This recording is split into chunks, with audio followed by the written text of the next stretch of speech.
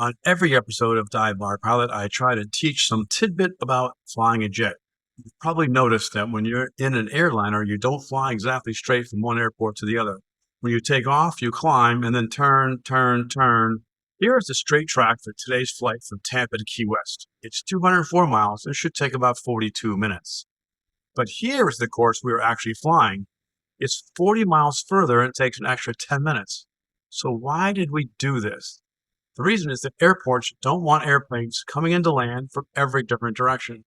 That would be confusing and much too dangerous having planes coming from random directions. Instead, the FAA has developed what they call STARS, which stands for Standard Terminal Arrival Routes. STARS are like highways in the sky for jets to follow. These highways have lots of roads coalescing into a single lane that ends at the destination airports. This picture shows the STARS leading into Atlanta.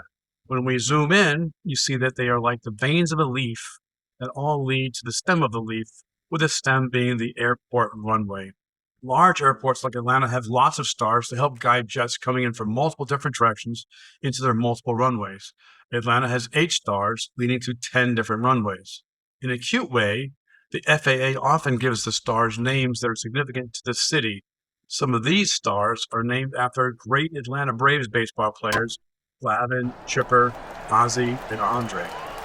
Let's get back to today's flight from Tampa to Key West. Since Key West has big jets flying in, it needs highways in the skies to get all the jets following each other in an orderly fashion. But since it's a much smaller airport than Atlanta or Dallas, the Key West airport only has 2 stars. Here the FAA is giving them the clever names of KRAKN, the sea monster, and Fantasy.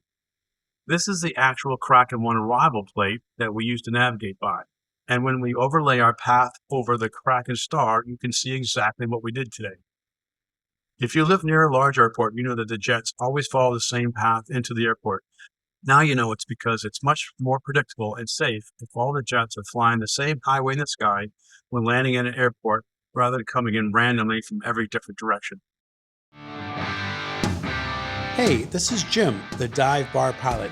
Follow my channel as I travel around the country in my new VisionJet.